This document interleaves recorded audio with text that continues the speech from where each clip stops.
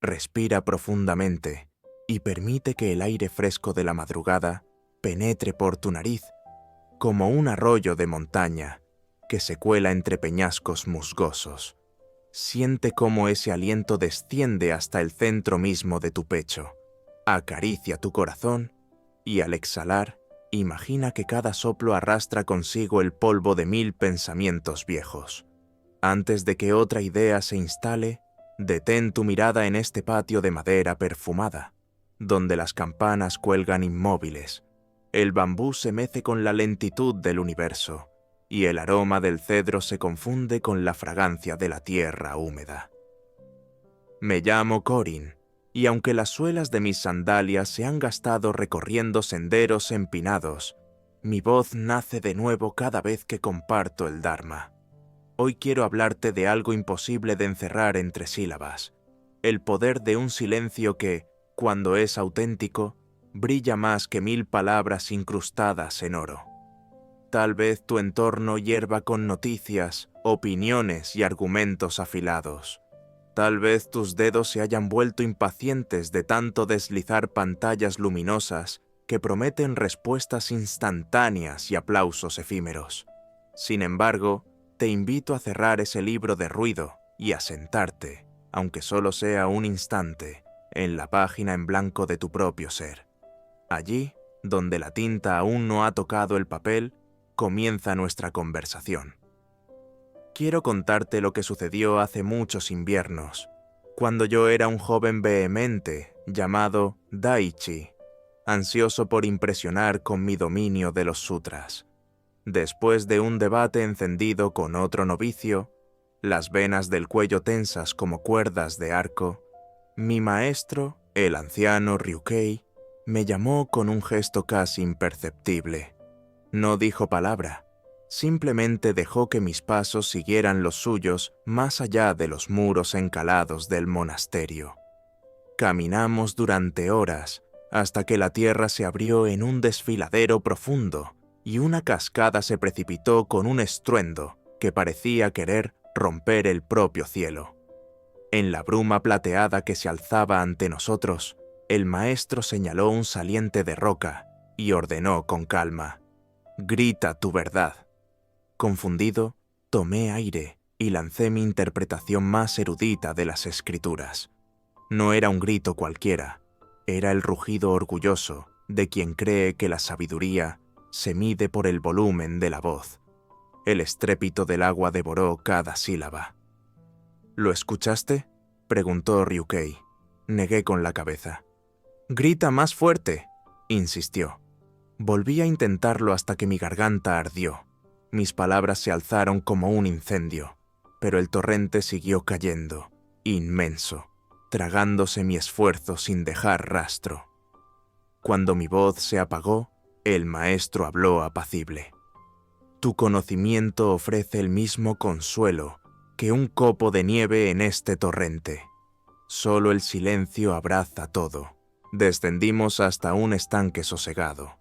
Allí podían escucharse el goteo lejano, el susurro subterráneo de la corriente y el latido de mi propio pulso. El maestro indicó que me sentara y tras un largo rato de mutua quietud, murmuró: «Cuando callas, la naturaleza entona un sutra más vasto que tus labios». Aquella noche, junto al fuego, comprendí que la cascada me había regalado la primera lección. A veces, el sonido más potente del universo es el de tu propia soberbia haciéndose añicos contra la roca inamovible del silencio.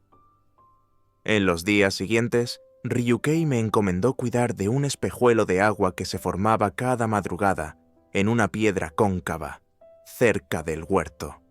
Mi tarea era impedir que hojas o polvo turbaran su superficie. Si nadie lo toca, refleja el cielo con exactitud impecable. Basta un roce para fracturar la imagen. La tercera mañana, el jardinero Masuda dejó caer en el cuenco una gota de aceite. La luna menguante se deformó al instante. «Esto hace tu voz cuando no sabe callar», dijo sonriendo. Con una rama retiró el aceite y el espejo recuperó su pureza. Un día llegó al templo la joven mercader Hana, con ojos enturbiados por el llanto. Contó su historia entre sollozos. El maestro preparó té en silencio.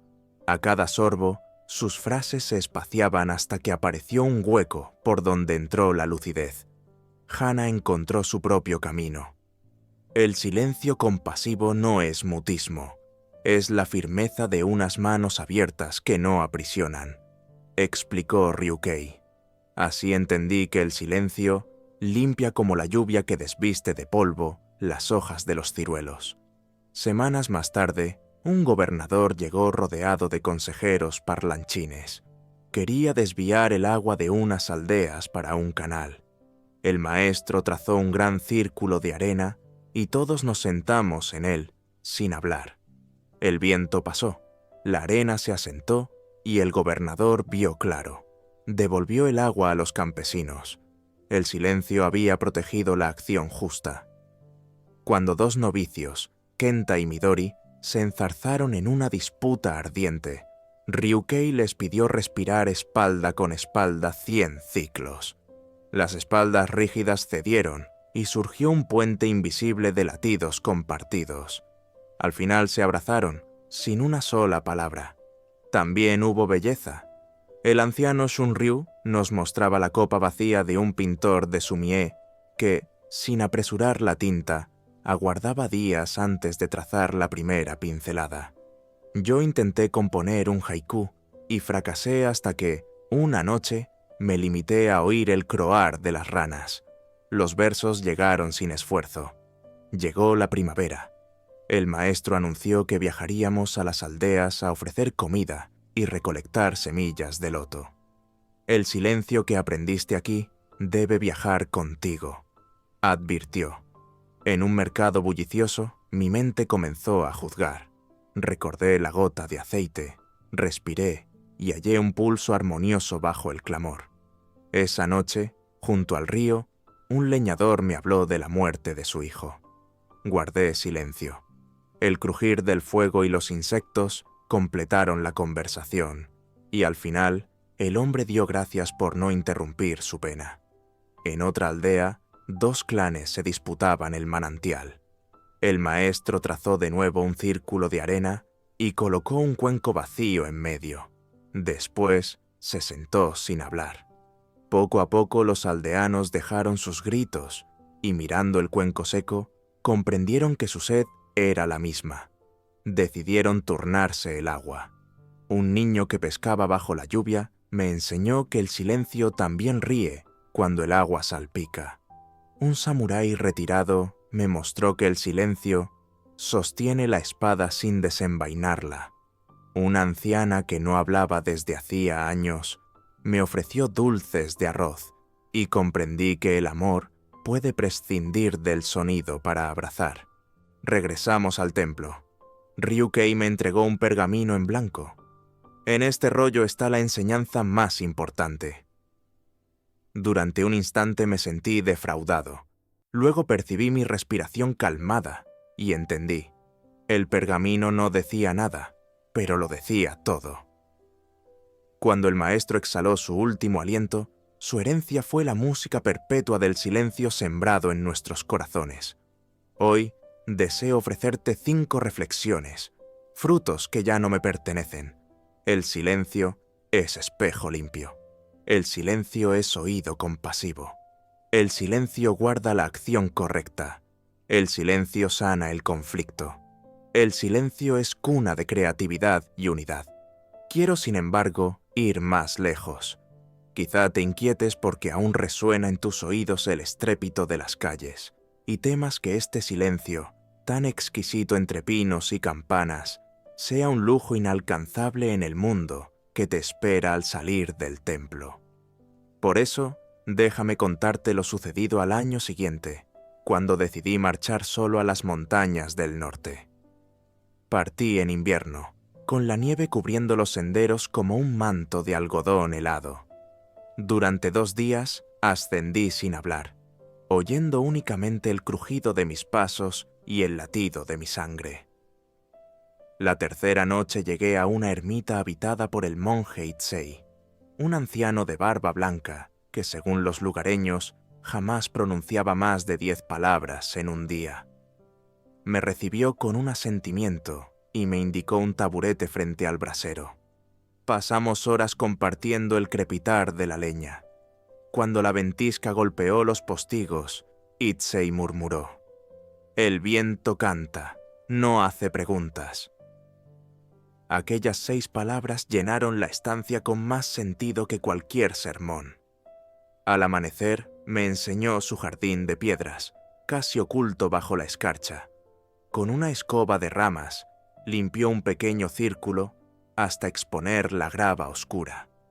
Luego, con la punta del bastón, dibujó una línea en espiral que terminaba en silencio sobre un guijarro central. No hubo explicación, bastaba contemplar cómo el hielo se derretía donde había rozado su bastón para entender que la acción mínima, cuando nace del centro quieto, provoca una transformación suave y duradera. Permanecí 3 semanas con Itsei. No aprendí un nuevo sutra ni un cántico desconocido. Aprendí a escuchar el crujido de los álamos, el eco distante de los cuervos y la forma en que mi propio pulso se acompasaba al latido de la tierra. Un día, mientras sorbíamos sopa de miso, él rompió su parquedad y preguntó: «¿Qué pesa más, tu cuerpo o tus pensamientos?» Me quedé mudo. Él mismo respondió: «Cuando lo averigües, sabrás cuánta carga puedes soltar». Al descender de la montaña, llevaba menos pertenencias de las que había subido. Regalé mi capa de invierno a un pastor y dejé un libro de poemas en la ermita. Sin embargo, sentía que caminaba más ligero que nunca. Comprendí que el silencio no es una estancia externa, sino una geografía interior que amplía cada paso. Regresé al convento y relaté la experiencia a los novicios. Algunos se sorprendieron de que un maestro guardara tantas horas de mutismo. Otros pensaron que era exageración. Entonces organicé una práctica: 30 días sin palabras superfluas. Al principio las manos volaban al aire para explicar, las miradas tropezaban en malentendidos y la impaciencia chisporroteaba como leña verde. Luego surgió una danza de gestos suaves, de miradas que adivinaban el sueño del otro, de silbidos que sustituían órdenes. Al día 30, en el comedor, reinaba una paz tan densa que el sonido de un cuenco al posarse parecía una campana de templo. Un atardecer, mientras colgábamos linternas de papel para la fiesta del solsticio, se acercó Kenta, el novicio belicoso del pasado, y susurró: «Maestro, he descubierto que al cerrar la boca se abre el corazón». Sonreí sin responder. Ya había descubierto también que, cuando el discípulo llega a esa frase, el silencio siguiente es la mejor bendición. Pero la vida, generosa, quiso ofrecer otra prueba. Una mañana llegó al templo un mercader rico llamado Seijiro. A la vista de los pabellones humildes y los mantos remendados, se compadeció de nosotros y ofreció donar una gran suma para levantar un edificio nuevo, siempre y cuando grabáramos su nombre sobre la puerta principal. Los novicios debatían con euforia. La ampliación permitiría alojar más peregrinos, podríamos plantar un huerto mayor, instalar una prensa para copiar sutras. Escuché en silencio. Cuando Seijiro me preguntó mi opinión, serví té sin prisa, y mientras el vapor ascendía, dije: «El agua no olvida su fuente, pero el cuenco no necesita recordárselo». Comprendió la metáfora. Un templo sirve para disolver el nombre, no para grabarse sobre él. Seijiro sonrió, retiró la condición y, aún así, dejó su donativo de manera anónima.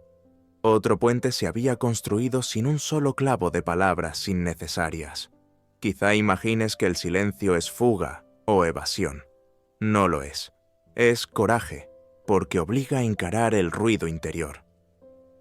Al año siguiente viajé con Hana, ya convertida en mediadora de comerciantes, a un puerto donde los pescadores protestaban por los impuestos. Durante la asamblea, cada parte gritaba su miedo disfrazado de cólera. Me adelanté, extendí una red vacía sobre el suelo y me senté. Uno a uno fueron callando hasta oír la madera del muelle crujir con las olas. Pregunté entonces, ¿quién escucha al mar cuando todos hablan? Nadie respondió, pero el silencio tejió acuerdos. Los pescadores reducirían sus quejas a un solo portavoz. El recaudador revisaría los cálculos frente a ellos, y cada noche sonarían 3 campanadas para recordar que el pueblo vive del mismo latido. De vuelta a casa, bajo la lluvia de invierno, pensado en todo lo vivido, comprendí un sexto principio que deseo entregarte ahora.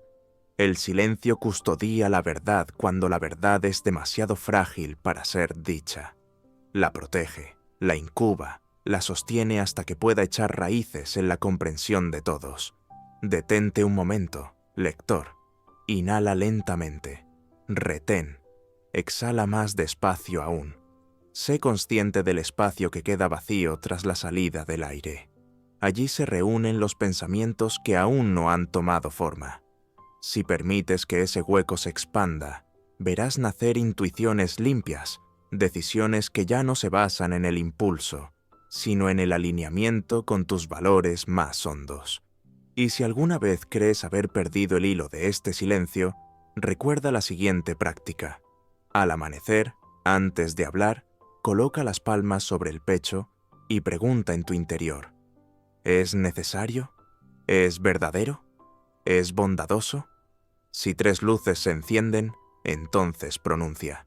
Si una sola titubea, deja que la brisa de la mañana se lleve esa palabra de humo. He vuelto a viajar, al desierto, donde el silencio es tan absoluto que un granito rodando suena como un tambor. A la selva, donde el silencio nunca es vacío, sino constante murmullo de vida. A las ciudades, donde encontré silencio escondido en las miradas de 2 desconocidos que se perdonan en un paso de peatones. Cada tierra me entregó un rostro distinto de la misma joya. Hace unos meses recibí una carta de Aki, el pescador que aprendió a callar junto a la cabaña de madera.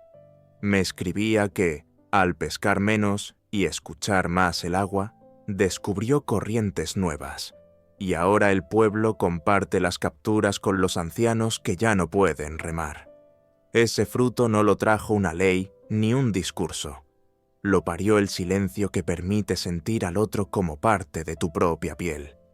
Probablemente te preguntes cuántas palabras he necesitado para mostrarte que la palabra no es el centro. No importa.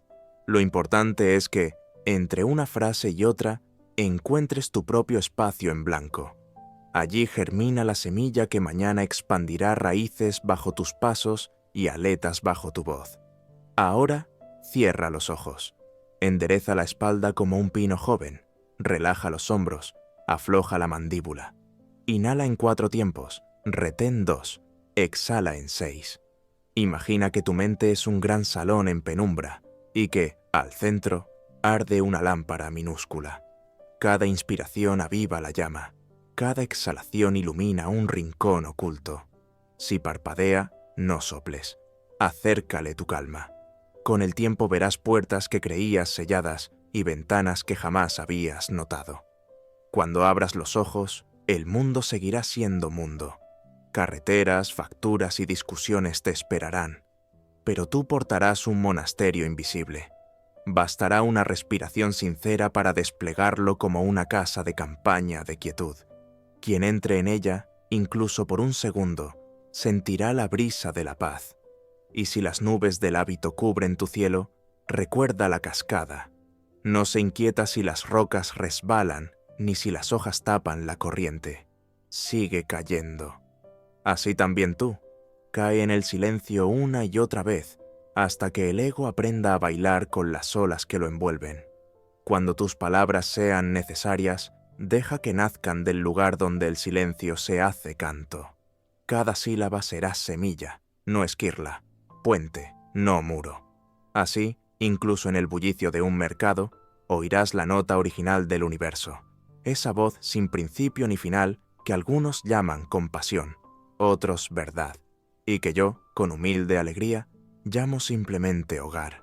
Respira una última vez conmigo, exhala, permanece, y cuando te levantes, que tus pasos lleven la suave impronta de la quietud recién descubierta, que la cascada siga sonando dentro de ti, y que el mundo, al escucharte, descubra en tu caminar el eco de un lugar al que todos anhelamos regresar. Namasté.